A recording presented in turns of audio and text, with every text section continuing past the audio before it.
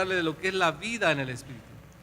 Porque hay dos clases de creyentes o de cristianos en las iglesias: los que viven en el Espíritu y los que viven en la carne. Eso es así.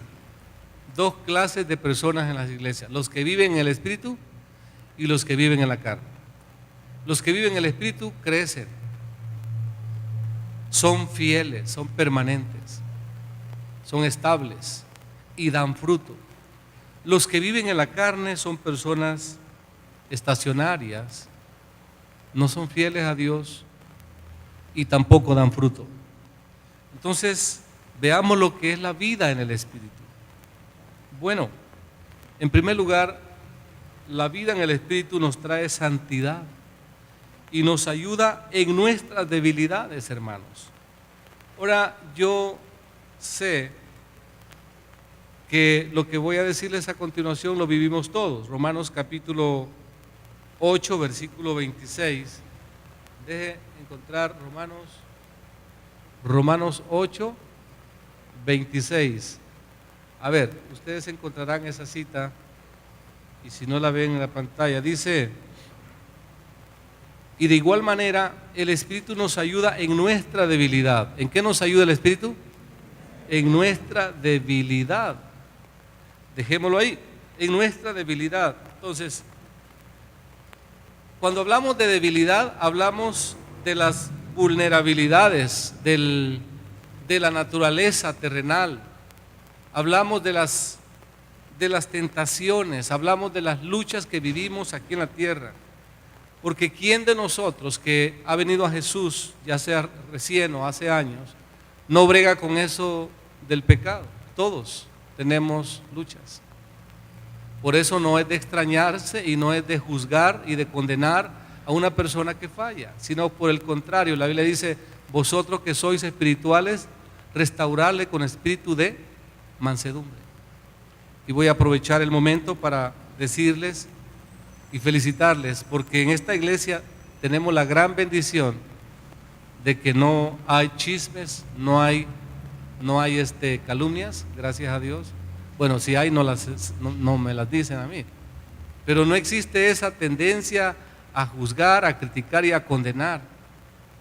Yo veo lo contrario. Cuando una persona por desgracia falla, muchos se conduelen y tienen misericordia, van y le apoyan.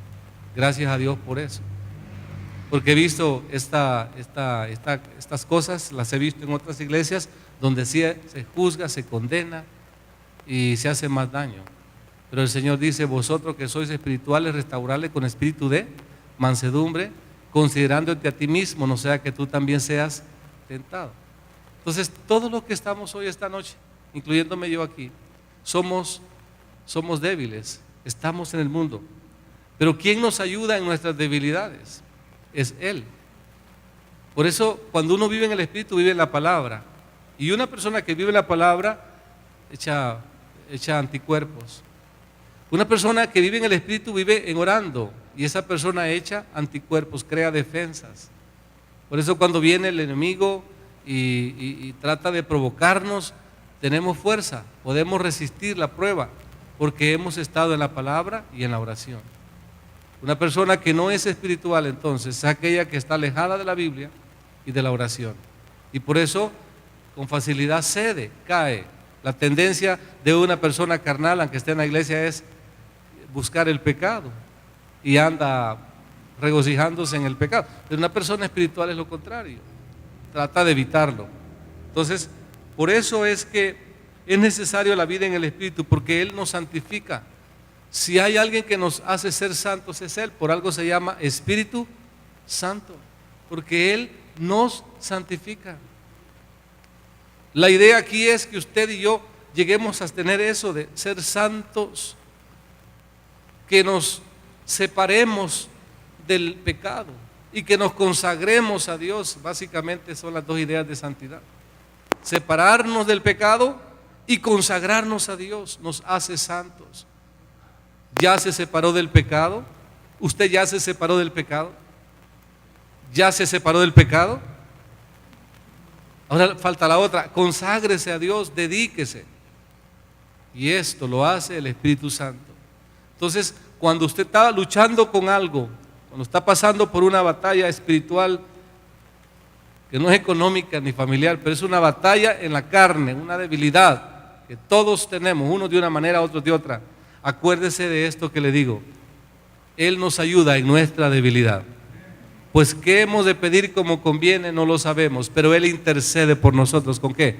Con gemidos indecibles. Tenemos entonces la ayuda de Él. ¿Cómo le vamos a decir?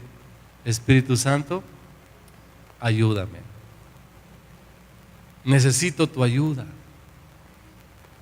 Recuerdo una persona contó esto, de que cuando venía la tentación, el cristiano le decía: Espíritu Santo, ahí te buscan.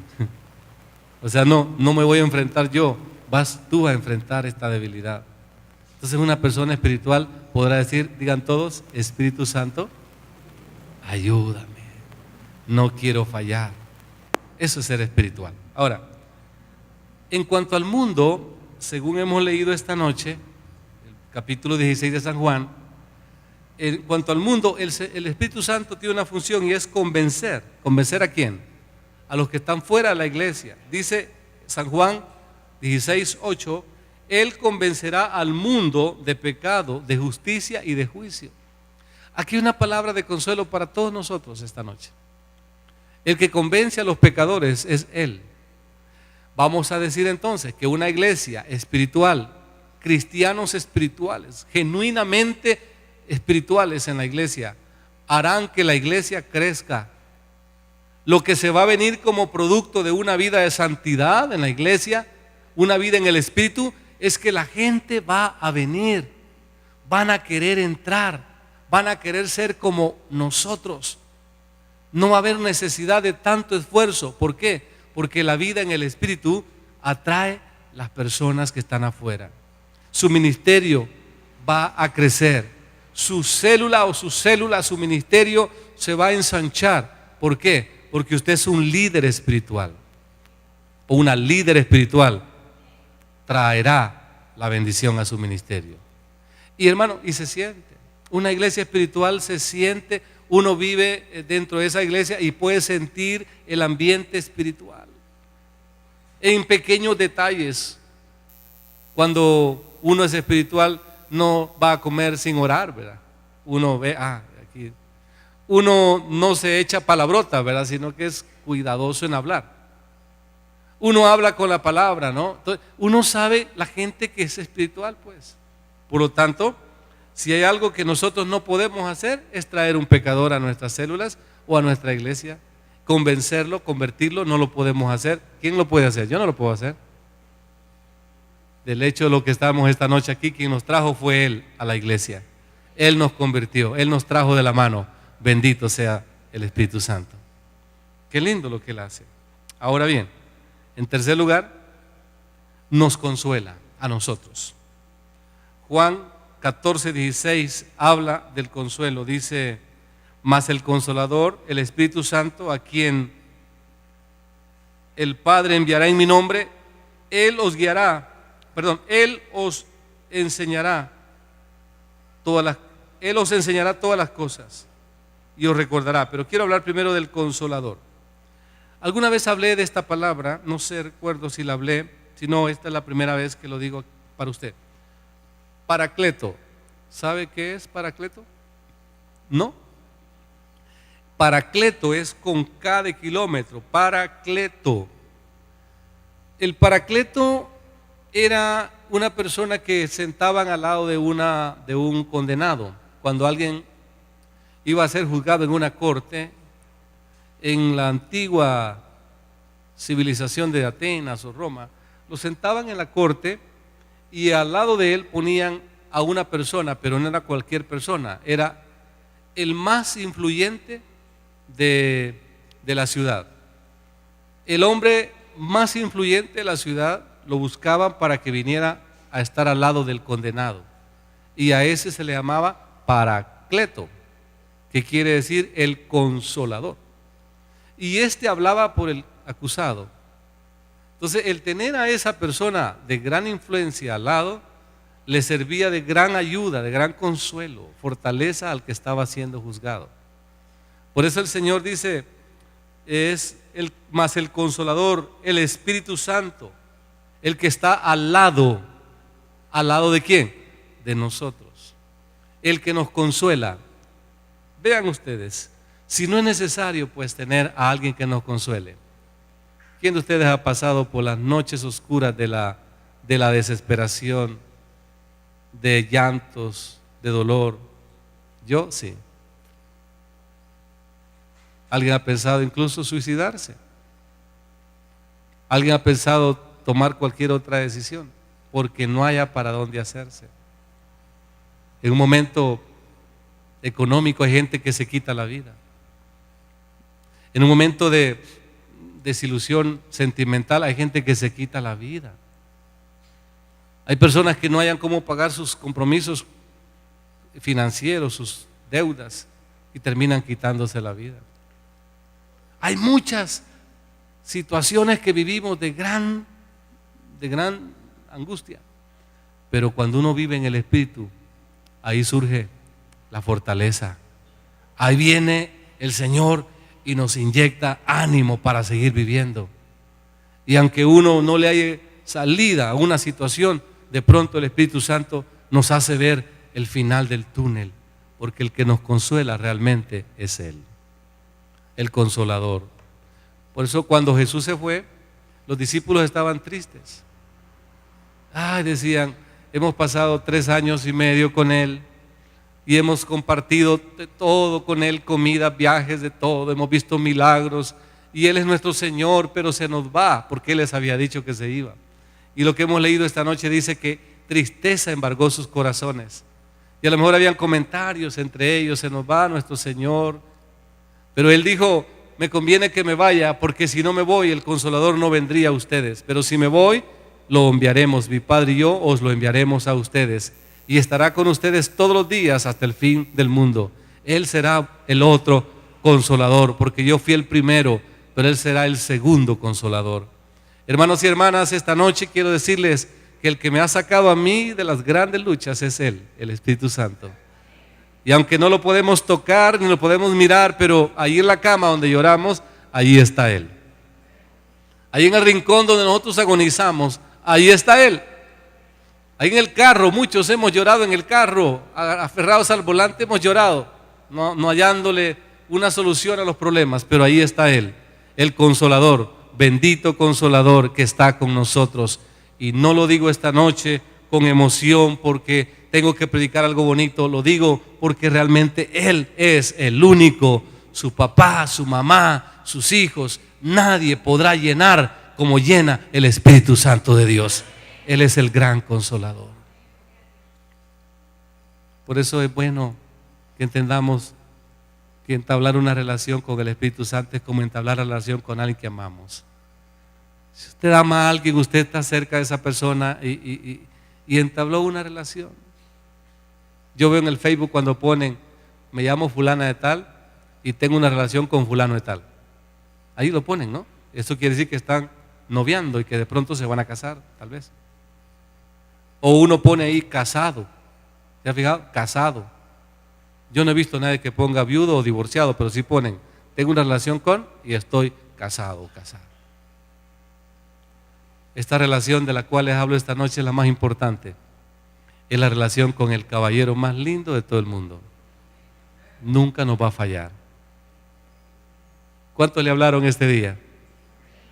Por lo que anoche entendimos, le hablaron este día. Algo le dijeron a él. Y sigue hablándole, establezcamos una relación con Él. Si vas a predicar, di, Espíritu Santo, vamos, hagamos un buen trabajo. Si vas a vender algo ese día, levántate y di, Espíritu Santo, vamos a vender, ¿ok? Me vas a dar la gracia, la que él se habló el día martes. Dame la gracia, voy a vender mucho este día. Dame la gracia, Espíritu Santo. En lo que usted vaya a hacer, hermano, hágase acompañar de esa relación tan bonita. Él es nuestro Consolador. Alguien puede decirle esta noche te amo, Espíritu Santo, y darle un poderoso aplauso de alabanza al Espíritu Santo de Dios esta noche. Aleluya. Dice el Señor, yo rogaré al Padre, mire, yo rogaré al Padre y os dará otro consolador. Mire, qué lindo. Dice también San Juan 15:26, pero cuando venga el consolador a quien yo os enviaré del Padre, el Espíritu de verdad, el cual procede del Padre, Él dará testimonio acerca de mí, el consolador, el paracleto, el que está al lado de, el que está al lado de.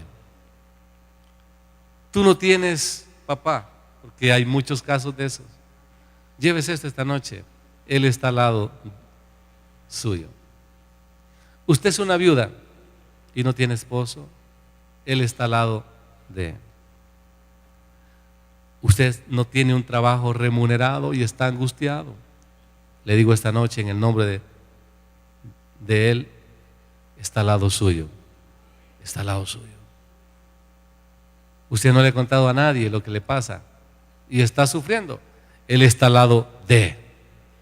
Establezca una relación con Él. Y ojalá y un día podamos oír algo que diga en el Facebook: tengo una relación con el Espíritu Santo. Alabado sea su nombre. Amén. Número 4. Nos enseña. San Juan 14:26. Tengo San Juan 14 aquí en mi Biblia, ya listo para leer.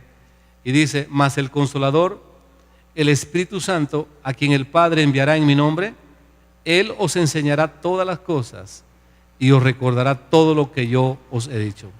Os enseñará, recordará. Perdón, nos enseñará es la palabra. Dice, nos enseñará. ¿Cuánto se requiere en la vida cristiana aprender?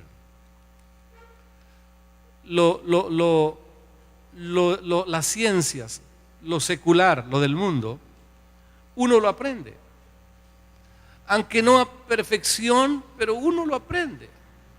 Cuando uno se inscribe en una universidad y le dan su pensum y empieza, yo no sé si ustedes jóvenes están haciendo lo que yo hice, pero cursé mis primeras 4 materias en el primer ciclo, las taché. Yo tenía en mi folder todo el pensum, las tachaba. Desgraciadamente, cuando cambian pensum en las universidades, si no friegan, ¿va? Porque, pero uno tiene ahí y va manchando. Ya llevo tantas. Y al principio uno mira aquello como un volcán que cruzar. Dice uno, ¿hasta cuándo llego al final? Pero cuando uno viene a sentir, ya va aterrizando, ya va terminando. Y les digo la verdad, uno aprende porque aprende. Y uno domina su campo, uno lo domina. Cada quien en su especialidad, uno domina su campo. Y se vuelve experto y maneja ese campo. Cada quien. Y hay actualizaciones y uno se va actualizando en el tiempo. En mi caso, la educación. Pero en el Evangelio hay cosas que no es como aprender 2 más 2 o dar una definición o un concepto. No es lo mismo, porque detrás de lo que usted mira, la letra y la tinta del papel, hay mensajes, hay un mensaje de Dios que muchos no lo logran percibir. Entonces, ¿quién es el que nos enseña? ¿Quién es el maestro de la iglesia? ¿Quién es el maestro de nosotros? ¿Quién es el maestro de la familia, de los matrimonios? ¿Quién es el que está educando a nuestros hijos? ¿Quién es el maestro de maestros? El que nos revela, o si lo puedo decir, nos ilumina, o nos hace clara la revelación de la palabra. ¿Quién es? El Espíritu Santo. Cuando uno lee la Biblia y de pronto Dios nos muestra algo, pero ¿cuántas veces he pasado por aquí? Si siempre he leído el Salmo 23, pero ahora lo entendí diferente. ¿Quién nos enseña? El Espíritu Santo. Porque las cosas ocultas, los misterios, digan conmigo, misterios. Lo que está oculto, eso no le es dado a cualquiera. Escúchese bien, eso no le es dado a cualquiera. Los misterios del cielo son revelados a aquellos hombres y mujeres espirituales. No hay nadie más que pueda llegar allí. El que está en la superficie no logra. Pero un hombre y una mujer de Dios se le mostrarán los misterios, lo secreto, lo oculto de Dios. Tomemos un ejemplo bíblico, el apóstol Pablo. El apóstol Pablo, con todo y todo, lo que él dice que fue, Dios lo perdonó y lo perdonó. Lo perdonó. Y lo convirtió en un hombre singular, único. ¿Y qué pasó con el apóstol Pablo? Un día a Dios le plugo llevarlo al cielo. Escucha, al cielo. Y dice que estando allá vio cosas inefables, cosas impresionantes, pero no le dio el Señor permiso de contarlas a su regreso. Le dijo, guárdame el secreto. Y él dice, bueno, según se cree, el único que fue hasta allá antes de morir, Pablo. Entonces, cuando él está luchando pues con sus cosas, su debilidad y todo eso, tal vez el carácter y todo eso, Dios le dice, aunque tienes mucho de qué gloriarte, porque mira, a nadie le ha dado esa oportunidad de conocer donde van todos los demás, donde van a ir todos, tú mismo, pero tú tuviste la dicha de irlo a ver antes, como que usted, hermano, tenga el chance y yo también de ir, ¿verdad? Y vengamos con el testimonio. Ah, no, anímense, vamos para estar mejor, si allá no hay zancudos, ustedes van a ver la bendición allá, anímense. Pero Pablo, para mantenerlo Dios reguladito, porque era un gran erudito, una gran eminencia, Pablo era lo mejor para que los filósofos estoicos y los epicúreos de la gran Atenas quisieran escucharlo, y lo llevaron al Areópago, al lugar donde disertaban los grandes filósofos, es que valía la pena escuchar a Pablo. Pero para Dios mantenerlo reguladito, le permitió al diablo que le tentara y lo mantenía regulado con una enfermedad, le llama él aguijón. El aguijón de Pablo, algunos dicen que era la vista porque no miraba bien, dice, mirad con cuán grandes letras os escribo, dice a los Gálatas. ¿A los Gálatas? Probable. Otros dicen que era un problema estomacal, otros dicen que era un demonio que lo atormentaba, pero Pablo estaba regulado porque tenía de qué gloriarse. Pero ¿a qué voy con esto? Era un hombre espiritual. Para que Dios le permitiera penetrar donde nadie penetró, pues nadie. No dice la Biblia que ninguno otro haya ido, pero Pablo. Y lo dejó consignado en la palabra, no con lujo de detalles, pero dice Pablo. Ahora, ¿cuántos misterios nosotros nos perdemos? ¿Cuántos secretos del reino de Dios nos perdemos?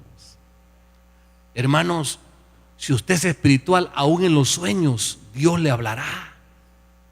Y Dios le mostrará cosas que nadie más las va a recibir.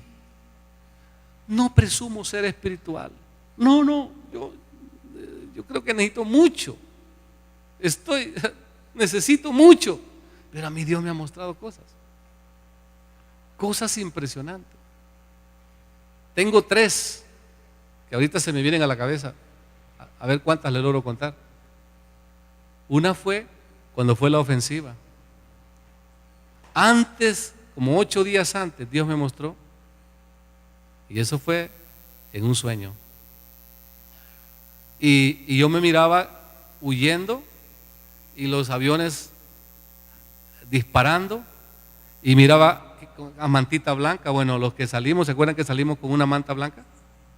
¿O no? Yo sí, con una manta blanca salí, pues. Y yo lo vi todo. Y a los 8 días, ¡pum! Esto era.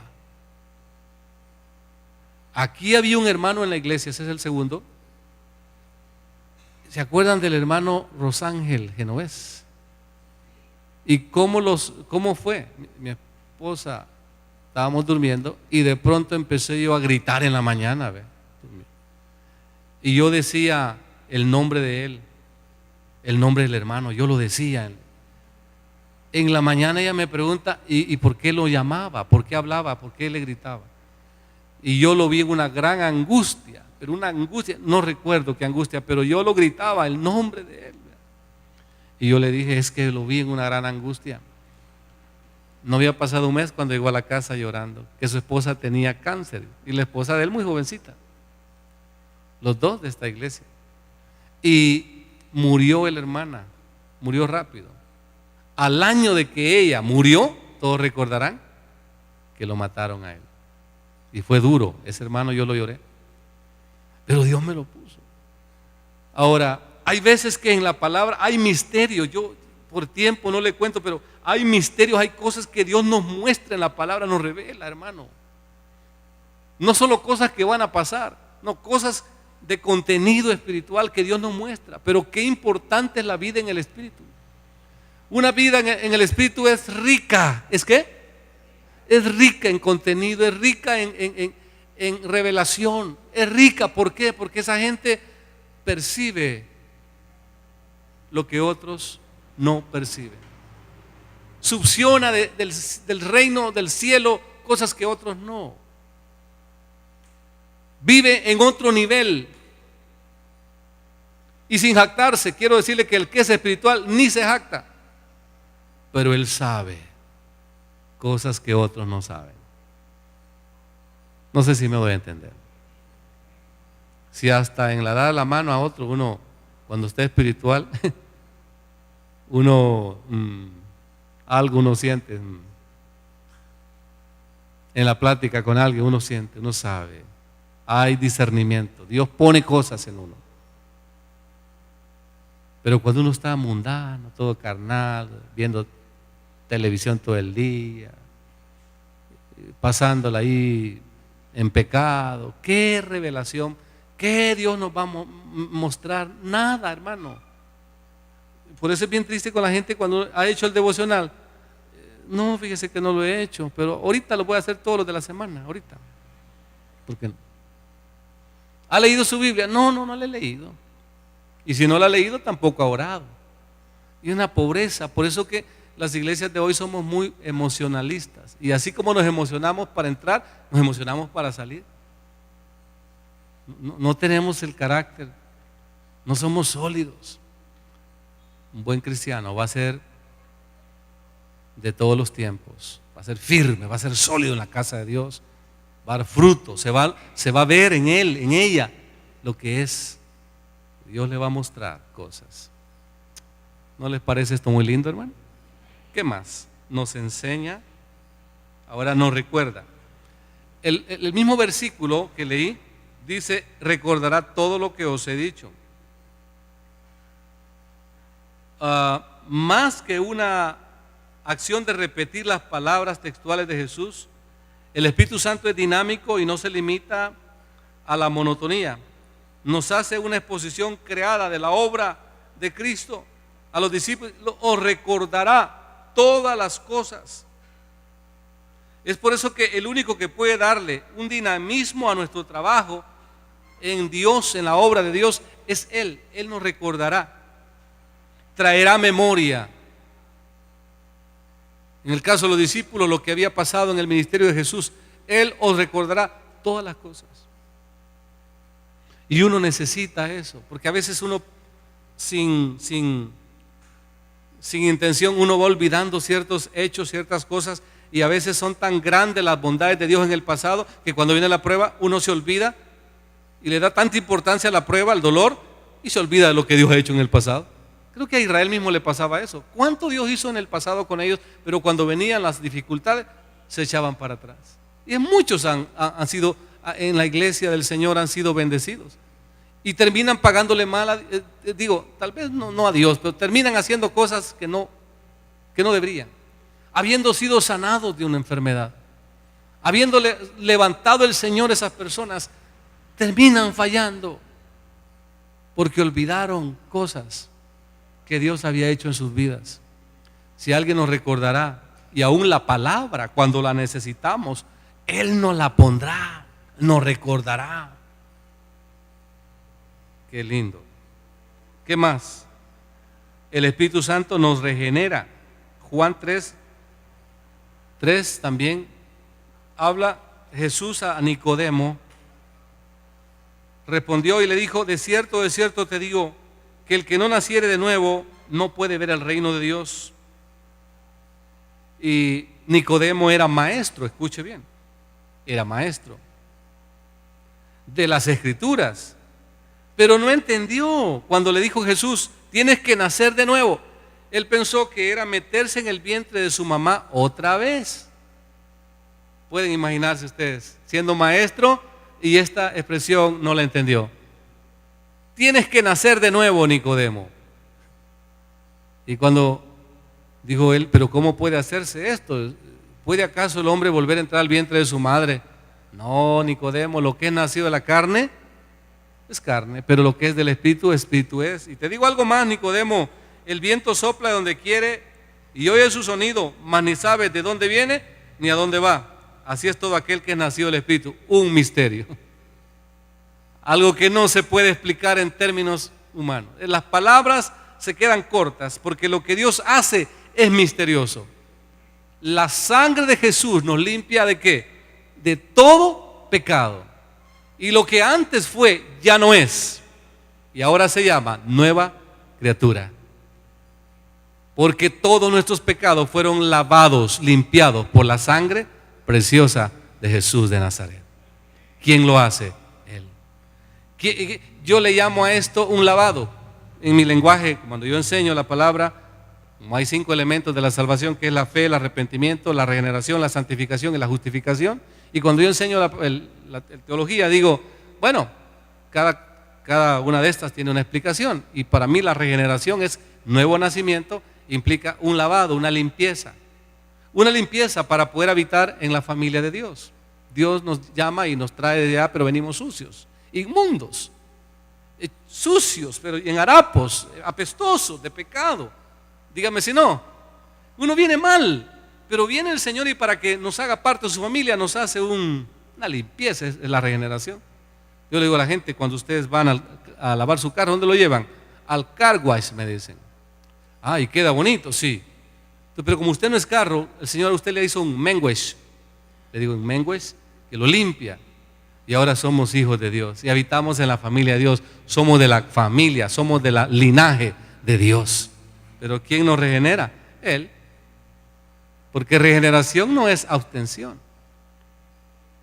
Yo creo que los alcohólicos anónimos, yo como nunca fui borracho, ya les he contado que yo solo iba por el café y el pan, pero no fui borracho. Pero yo creo que los alcohólicos ayudan, pero ahí no hay regeneración. Lo que hay es terapia para dejar de tomar. Compañeros, buenas noches. Doy gracias a Dios porque no he chupado por 24 horas. Esas son las frases que usan. Ustedes si fueron saben eso.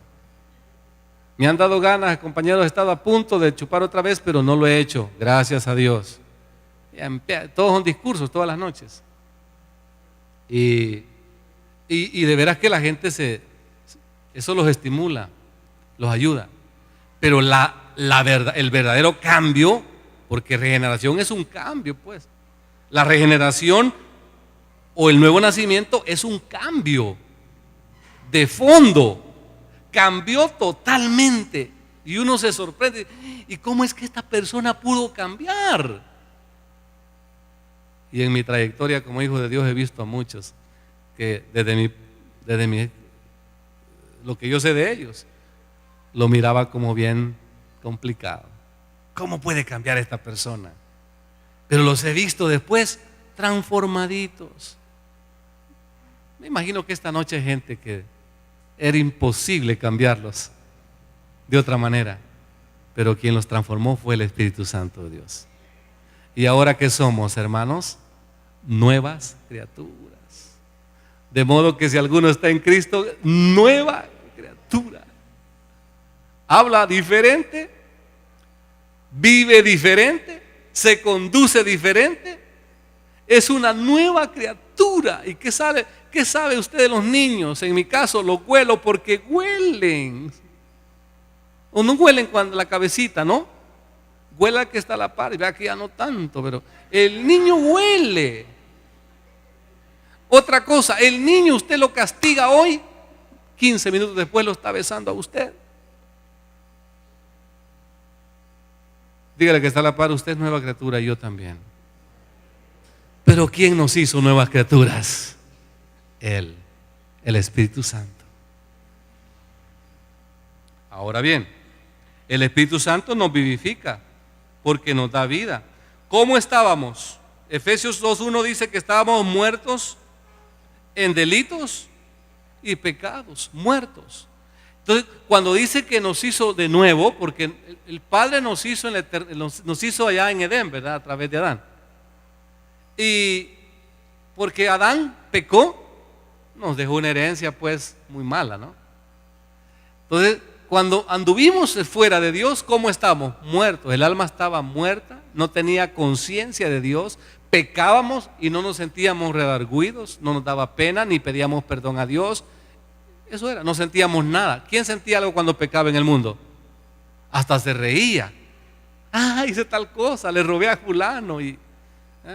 Yo me pongo a pensar, wow, ¿cómo dormirá una persona que asesinó a otro y lo deja tirado y deja una familia sin ese ser amado, a hijos sin su papá, a una esposa con un niño en el estómago y una madre llorando, y se van a comer pupusas? Ese es el pecado. Y como que nada ha pasado. Esa es la persona que está muerta en delitos y pecados. Supóngase que nosotros no hicimos eso. Yo no he hecho eso, nunca. Yo he dicho siempre que no tengo valor de matar ni un perro, pero ya maté uno. Cuando veníamos con Rosita de San Miguel, matamos uno porque se nos atravesó y no lo pude. Pero no es que no necesariamente hicimos eso, pero lo que hicimos, hermano, actos sexuales ilícitos, robar, hurtar, mentir, cosas que quedan en el secreto. Escúcheme. ¿Y quién sentía algo en el corazón? Nada, porque estábamos, ¿qué? Digan, muertos. Muertos, y un muerto no siente nada. Y no es que los abren de aquí pues y les sacan para poderlos preparar, y él no dice nada. Está muerto. Pero una vez vino el Señor, ¿qué hizo? Nos vivifica a través de ¿quién? El soplo. ¿Qué hizo el Señor cuando creó al hombre? Sopló. ¿Qué es el Espíritu Santo? Un viento. Y sopla vida en nosotros y hoy nos vivifica, nos vuelve a recrear. Por eso dice nueva criatura. ¿Cuántas nuevas criaturas tenemos hoy? ¿Y son felices siendo nuevas criaturas? Las cosas que dice, viejas pasadas, sino por su misericordia, por el lavamiento, oiga la palabra, de la regeneración. Por eso digo que el regenerar es lavar, limpiar, y por la renovación en el Espíritu Santo, el cual derramó en nosotros abundantemente por Jesucristo nuestro Salvador. Diga conmigo, soy limpio. Diga, fui renovado, mi mente, corazón, mi vida es otra y soy feliz. Amén. Número 6 o 7, ¿no? Nos santifica. Ya voy a terminar, a donde llegue la hora y ahí termino. Dice la Biblia en 1 Pedro 1 y 2, ya habéis sido santificados y ya habéis sido justificados en el nombre del Señor Jesús y por el Espíritu de nuestro Dios. Eso lo dice 1 Corintios 6:11. ¿Quién nos santifica y nos vuelve santos? Ya hablé de la regeneración, ahora hablo de la santificación. ¿Quién nos vuelve santos? El Espíritu Santo, porque Él es santo. Nos santifica. Pero nosotros debemos dar gracias siempre a Dios respecto de vosotros, hermanos amados por el Señor, de que Dios os haya escogido desde el principio para salvación mediante la santificación por el Espíritu. Usted, hermana y hermano, aunque se enoje, es santo, y que el diablo no le quite la idea que es santo. ¿Me pueden escuchar bien? Y si tienen una tentación, en tanto ustedes no cedan, siguen siendo ¿qué? Santo. Ahora, si cedió, ya no es santo. Usted, hermana, aunque mire que su esposo tiene defectos todavía, porque como no está en el cielo, o no lo hicieron en hilo vasco. Mi mamá sí me decía, si querés una mujer perfecta, mandala a hacer a hilo vasco, una muñeca de barro que no te va a dar problema. Entonces, aunque su esposo tenga problemas, todavía él es santo. Si está con Dios, es santo. ¿Cuántos santos tenemos aquí? ¿Cuántos santos? ¿Se atreven a decir que son santos o no? Y usted se le queda viendo al suyo y dice, ¿santo? Si yo te conozco. Pues ese es el misterio más lindo. ¿Cómo es que Dios nos dice santos y nosotros no nos atrevemos a decir que somos? Siguiente, produce los milagros en la iglesia. Hechos 8 habla de Felipe. Estoy corriendo ya con el tiempo. Y dice algo ahí en Hechos 8:6. Y la gente unánime escuchaba atentamente las cosas que decía Felipe, oyendo y viendo las señales que hacía. Porque de muchos que tenían espíritus inmundos salían que dando grandes voces, y muchos paralíticos y cojos eran sanados. Milagros y sanidades. Iglesia, ¿necesitamos ver milagros y sanidades en este tiempo?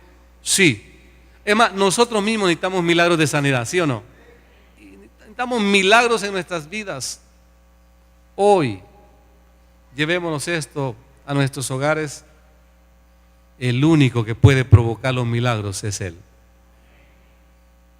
Una iglesia espiritual tendrá milagros todo el tiempo. Porque el tiempo de los milagros no se suscribe al libro de los Hechos. Todavía Dios obra milagros y sanidades. ¿Puede el Señor sanar a las personas que están enfermas de males incurables? Sí lo puede hacer. ¿Puede el Señor operarte en la noche y hacer la cirugía que otro iba a hacer? Él lo puede hacer. Él me ha sanado a mí y te puede sanar a ti también. Él es el único. Bueno, y quizás esto sea lo último, la unción. La unción en Isaías 10:27 dice: acontecerá en aquel tiempo que su carga será quitada de tu hombro y su yugo de tu cerviz, y el yugo se pudrirá por causa de ¿qué? De la unción, dice. Eso dice Isaías 10:27. Y el yugo se pudrirá a causa de la unción. La unción, yo lo veo como una dotación sobrenatural para hacer la obra de Dios, la unción. La unción es una dotación sobrenatural para hacer el trabajo de Dios.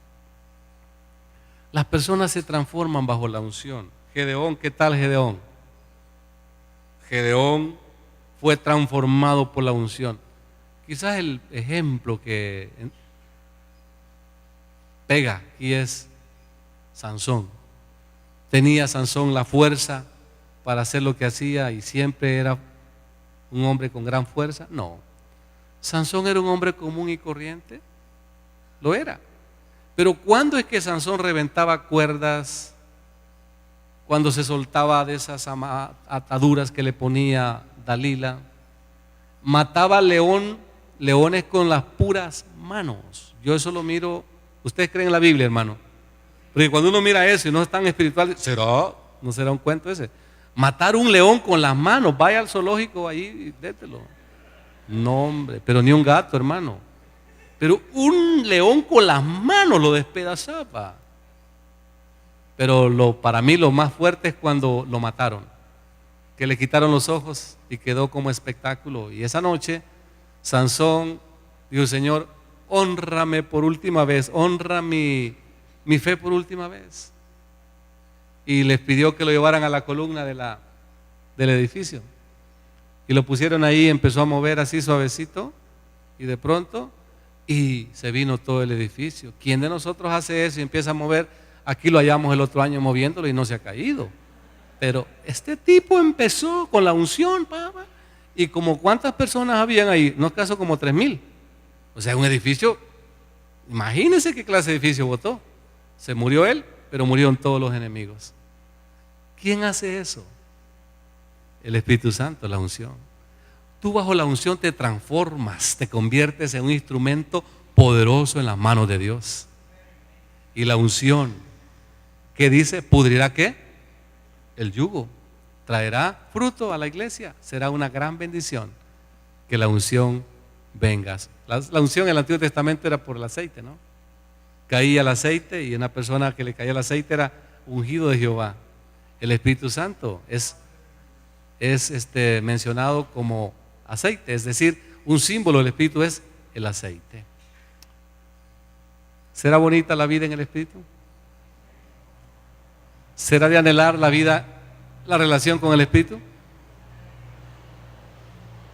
Ahora, será bonito pasar de la teoría a la práctica, ¿no? Y empezar una relación con el Espíritu. ¿Sí o no? Los que lo quieren, pónganse de pie.